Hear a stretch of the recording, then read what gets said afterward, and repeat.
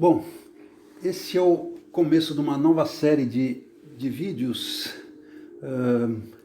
e naturalmente código e textos aqui do canal sobre C++, na verdade o que é chamado hoje em dia de C++ moderno, que a gente vai explicar o que o pessoal quer dizer com isso. Bom,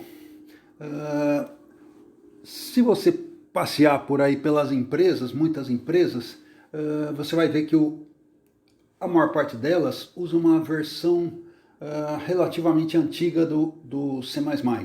Antiga para os padrões atuais, uma versão de pelo menos 18 anos. Essa linguagem C++ é muito poderosa, muito eficiente, dá para fazer quase tudo com uma eficiência de código impressionante, ela consegue acessar recursos do sistema operacional, etc. Só que é uma linguagem relativamente complexa e a própria teoria da compilação teve que ser um pouco alterada para incorporar recursos do C++.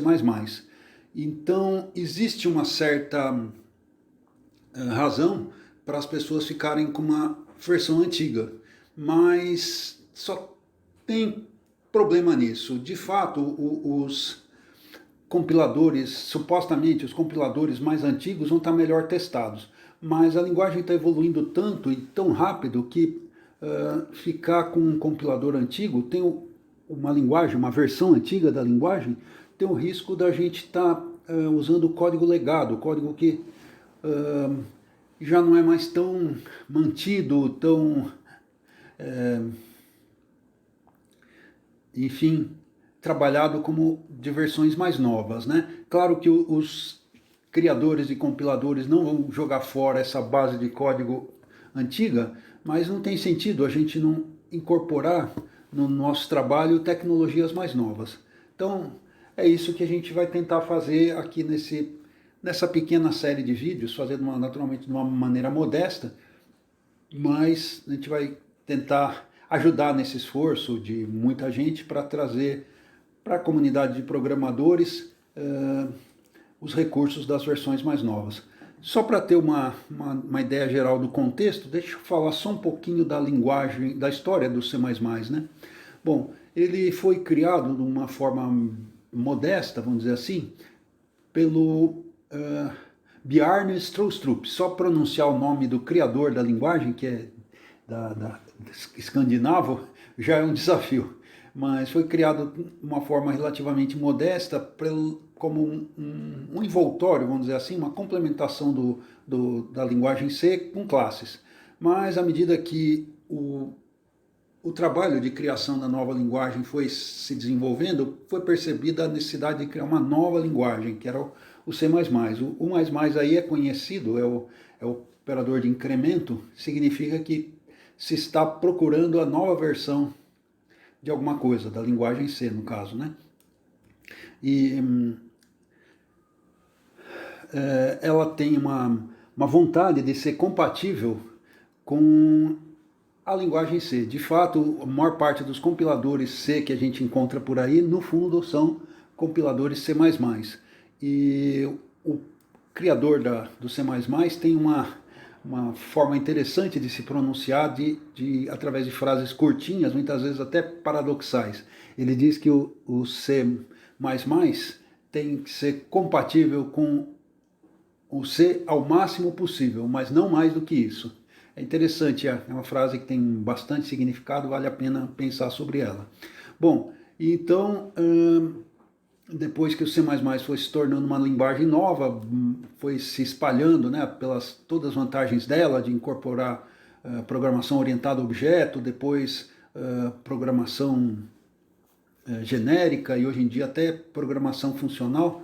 Enfim, a linguagem foi se espalhando. É uma linguagem muito útil, muito conveniente para desenvolver coisas que precisem de eficiência, jogos inclusive, mas bancos de dados, enfim, tudo que você precise de recursos poderosos, de código eficiente. E em algum momento foi necessário incorporar toda a discussão de um monte de pessoas, de implementadores, além do próprio criador da linguagem, né, que também, desde o início, sempre teve um papel de coordenar esse desenvolvimento.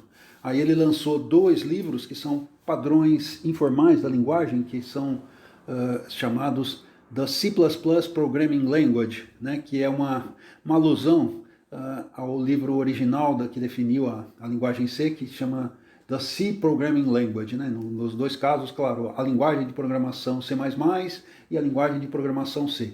E depois que a linguagem continuou se espalhando, acabou atraindo atenção a necessidade de padronizar não mais uma pessoa isolada, né, que é o Bjarne Stroustrup, mas todo um grupo de pessoas, de comitês, etc., né? E 2 institutos de padronização fizeram esse trabalho. O ISO, que é formal, internacional, bem conhecido, né? International Standards Organization, e um instituto europeu, IEC. E eles lançaram, então, em 1998, o C++ 98, que, bom, diante da dificuldade de definir a linguagem, da dificuldade de trabalhar com um grupo de pessoas dispersas no espaço, em companhias diferentes, ele precisou sofrendo alguns ajustes. Então, em 2003 foram lançados esses pequenos ajustes do C++ 98. Seria o C++ 03, mas praticamente ninguém fala nele. Todo mundo na prática fala C++ 98. A evolução da linguagem continuou sendo feita através de propostas para os comitês de desenvolvimento, novas ideias de implementação, etc. Então, em 2011, foi lançada uma versão que incorporou esses de 8 a 11, de 2003 a 11, esses 8 anos de discussão, e essa versão do C++ 11 teve bastante alteração, inclusive as expressões lambda, que a gente vai discutir no próximo vídeo desta série. E então, de 3 em 3 anos são lançadas versões novas da linguagem, que tanto trazem recursos novos, como trazem também esclarecimentos e aperfeiçoamentos das coisas antigas, dos recursos já definidos antes. E de 2011 até 2017, essa evolução foi suave, mas de 2017 para agora, 2020, houve de novo uma mudança significativa.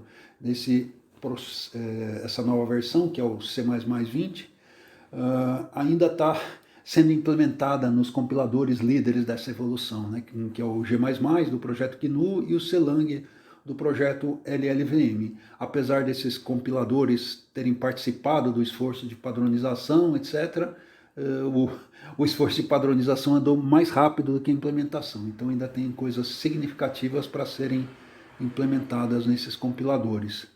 Bom, aqui a gente vai ter uma abordagem que é diferente da que eu tenho encontrado por aí nos textos e até nos livros, né?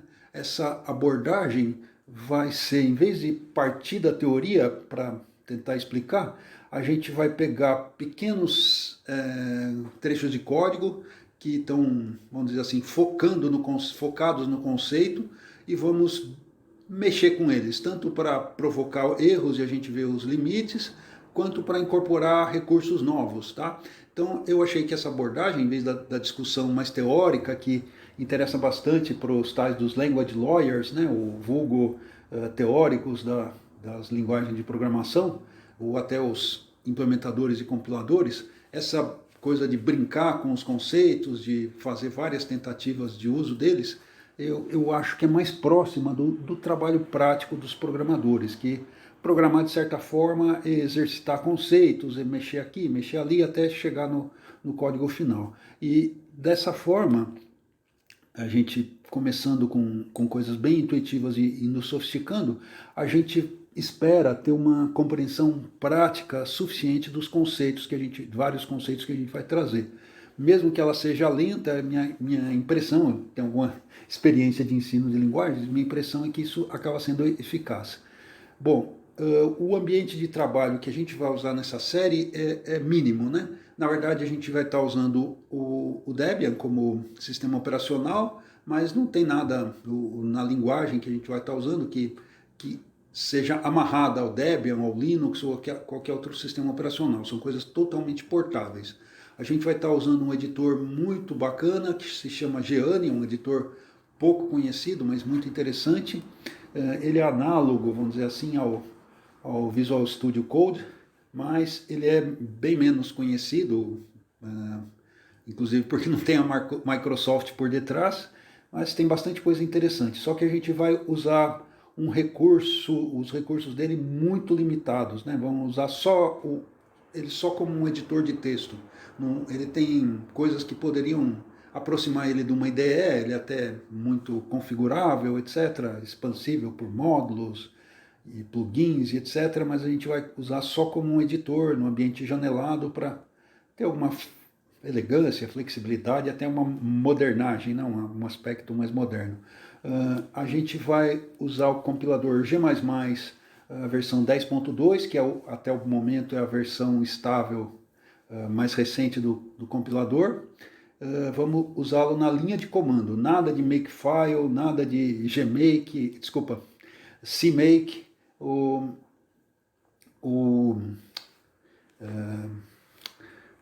qmake, só linha de comando pura. Naturalmente a gente vai ficar um pouquinho amarrado ao G++, que algumas das opções dele são muito específicas, mas vai ser facilmente adaptável.